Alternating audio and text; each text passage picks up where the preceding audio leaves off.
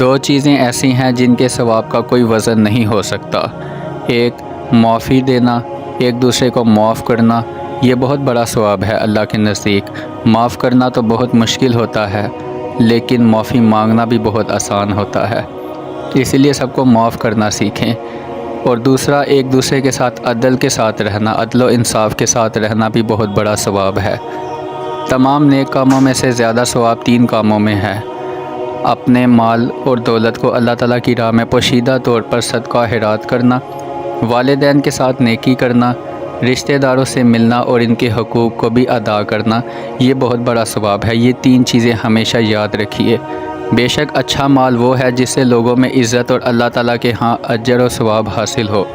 جو شخص اللہ تعالیٰ کے ساتھ تجارت کرتا ہے وہ دنیا اور آخرت میں نفع ہی اٹھاتا ہے، اس کے لیے دنیا اور آخرت بہت آسان ہو جاتی ہے۔ جو شخص اللہ تعالیٰ کے ساتھ تجارت کرے، جس شخص کی نیت نیک ہوتی ہے وہ اس زندگی میں زیادہ ثواب پاتا ہے اور نہایت لطف و آرام سے زندگی کو بھی بسر کرتا ہے۔ علم، دین پڑھنے اور پڑھانے والے دونوں ثواب میں شریک ہیں، اور جو ان کے سوا ہیں ان کے لیے کچھ بہتر نہیں ہو سکتا۔ ثواب اللہ تعالیٰ کے نزدیک مصیبت کے اندازے پر ہے۔ بے قراری تقدیر الہی کو نہیں مٹاتی، لیکن اجر و ثواب کو بہت زیادہ گھٹا دیتی ہے۔ ثواب حاصل کرنے کی نسبت گناہ سے پرہیز کرنا بھی زیادہ بہتر ہے۔ نیک نیتی سے ثواب ملتا ہے اور سچے دل سے توبہ کرنے سے گناہ اللہ تعالیٰ معاف کر دیتا ہے۔ جو شخص اپنے مجرم سے انتقام لے لیتا ہے وہ فضیلت دنیا اور ثواب آخرت کو ضائع کر دیتا ہے۔ اللہ تعالیٰ کی بارگاہ میں عدل، بادشاہ اور لوگوں کے ساتھ نیک سلوک کرنے والے کے برابر کسی ثواب اور بدلہ نہیں۔ ثواب آخرت کے برابر کوئی ذخیرہ نہیں، اور ظلم کے برابر کوئی برائی نہیں ہو سکتی۔ دنیا کے حلال مال کا ثواب ہوگا اور حرام کا عذاب، یعنی آپ سے پوچھا جائے گا کہ یہ حرام چیزیں آپ نے کہاں سے لی، کہاں سے یہ مال حاصل کیا اور کہاں خرچ کیا آپ نے۔ اس چیز کی کل روز قیامت والے دن پوچھ ہوگی، اس لیے حرام سے بچیے۔ جو فرد اللہ تعالیٰ کے عذاب سے بے فکر رہتا ہے وہ بڑی سزا پائے گا، اور جو اس کے حکم کو بجلاتا ہے وہ اس کی بارگاہ سے اجر پائے گا۔ ہر ایک نیکی میں ثواب اور ہر ایک برائی میں عذاب ہوتا ہے۔ سونے والے کی حالت پر بہت افسوس ہوتا ہے کہ جب تک نیند میں رہتا ہے اعمال اس کے بند ہی رہتے ہیں اور اس کا ثواب بھی گھٹتا رہتا ہے۔ جو شخص گھبراتا ہے وہ اپنی جان کو عذاب میں ڈالتا ہے اور اللہ تعالیٰ کے حکم کے خلاف کرتا ہے اور ثواب کو برباد کر دیتا ہے۔ جو شخص مصیبت کے وقت اپنا ہاتھ رن پر مارتا ہے وہ شخص اپنے اجر و ثواب کو ہمیشہ کے لیے ہی برباد کر دیتا ہے۔ اسے خبر بھی نہیں ہوتی کہ اس کے اعمال کس وقت برباد ہو چکے ہیں۔ اس لیے ان چیزوں سے بچیے۔ اپنے نفس کو یاد الہی اور استغفار پر فریافتہ ہونے کا عادی بنائیے، کیونکہ یہ تیرے گناہوں کو مٹائے گا اور ثواب کو بڑھائے گا۔ دوستو، سونے والے کی حالت پر افسوس ہے کہ جب تک نیند میں رہتا ہے اعمال تو بند رہتے ہیں اور ثواب بھی گھٹتا رہتا ہے۔ اللہ تعالیٰ نے ہر ایک نیک عمل کے لیے ثواب، ہر ایک چیز کے واسطے حساب اور ہر ایک کی عمر کے واسطے ایک ایک وقت مقرر فرمایا ہے۔ جو نصیب میں ہو وہ ملتا ہے۔ حسن ادب جیسی کوئی زینت نہیں ہوتی، اور ثواب آخرت کے برابر کوئی فائدہ منافعت نہیں ہوتا۔ مجھے اس شخص کی نسبت تعجب ہے جو ایسے امور میں کلام کرتا ہے جو اسے دنیا میں فائدہ مند ہے، لیکن آخرت میں ان پر کوئی ثواب مرتبہ نہیں ہوگا۔ اللہ تعالیٰ کا ثواب اس کے فرما برداروں کے لیے اور اس کا عذاب اس کے نافرمان لوگوں کے واسطے ہیں۔ عمل کا ثواب اس کا ثمرہ اور پھل ہے۔ صبر کا ثواب مصیبت کی تنگی و تکلیف کو دور کر دیتا ہے۔ بے شک اللہ تعالیٰ صبر کرنے والوں کو بہت زیادہ پسند کرتا ہے۔ یہ میں تقریباً ہر ٹاپک پر آپ سے کہتا ہوں۔ اور آخرت کا ثواب دنیا کی مشقت کو بھلا دیتا ہے۔ مصیبت کا ثواب نقصان پر صبر کرنے کے مطابق ملتا ہے۔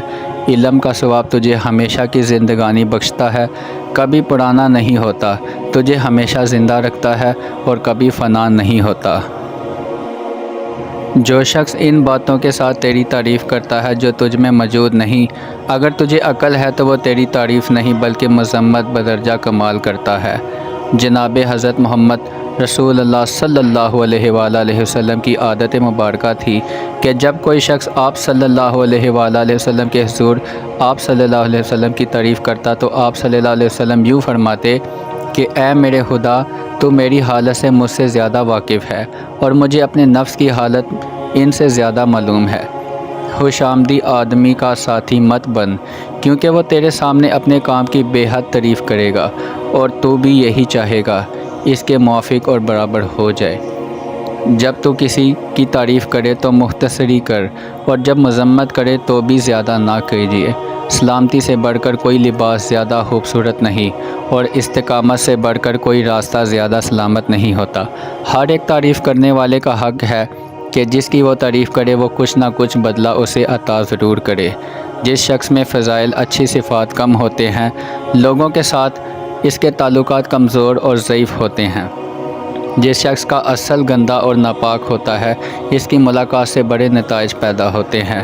اپنی آل و اولاد کی زیادہ فکر نہ کرو، کیونکہ اگر وہ اللہ پاک کے تابع اور پیارے ہیں تو اللہ تعالیٰ اپنے پیاروں کو ضائع اور برباد نہیں کرے گا۔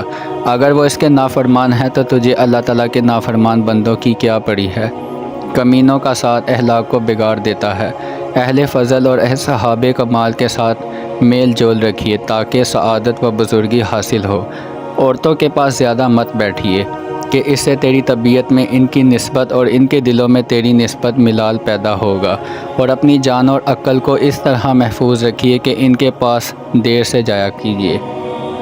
جو شخص اپنے سفر کی تیاری کی فکر کرتا ہے وہ سفر میں ہمیشہ خوش رہتا ہے۔ لوگوں کے ساتھ اس طرح معاملہ کریے کہ ان کے اخلاق کے قریب ہو جائیے تاکہ ان کی شرارتوں اور فریبوں سے بچے رہیے۔ آدمی جس چیز کو نہیں جانتا اس کا دشمن، اور جسے جانتا ہے اس کا دوست ہوتا ہے۔ اے ایمان والو، جس شخص سے پیار اور محبت کرو تو اللہ تعالیٰ کے لیے کرو، اور جس سے بغض رکھو اور دشمنی رکھو تو اللہ تعالیٰ کے لیے رکھو، اور جس سے میل ملاپ رکھو تو اللہ تعالیٰ کے لیے رکھو، اور جس سے قطع تعلق کرو تو اللہ تعالیٰ کے لیے ہی قطع کرو۔ جو شخص لوگوں سے برائی سے پیش آتا ہے، لوگ بھی اس کے ساتھ ویسے ہی پیش آتے ہیں۔ جو شخص تجھ سے ملول اور کشیدہ خاطر ہو وہ تجھ سے اچھا سلوک کرے، مگر اس پر بھروسہ اور اطمینان نہ کیجیے، کیونکہ جو شخص دریا کی گہرائی میں غوطہ لگانے والا ہو اسے چمکنے والی بجلی سے کیا نفع ہوگا۔ بادشاہوں کے دربار میں زیادہ آمد و رفت مت رکھیے کہ وہ تھوڑی صحبت سے ملول ہو جاتے ہیں اور خیر خواہی کرنے سے دشمن بن جاتے ہیں۔ جو شخص تیری برائیوں کو یاد رکھتا ہے اور تیرے فضائل اور خوبیوں کو بھول جاتا ہے اس کا ساتھ نہ دیجیے، اور جو شخص تیرے مناقب اور فضائل کو چھپاتا ہے اور تیرے عیب ظاہر کرتا ہے اس کے ساتھ بھائی بندی نہ کیجیے۔ عقل مندوں کی مجلس اختیار کیجیے، کیونکہ اس سے تیری عقل کامل، نفس شریف اور جہالت دور ہو جائے گی۔ عام لوگوں کے ساتھ اس طرح حلت ملت رکھو کہ جو باتیں وہ پہنچاتے ہیں وہی ان سے کہو، اور جن باتوں سے وہ ناآشنا ہیں ان کے سامنے پیش نہ کیا کرو۔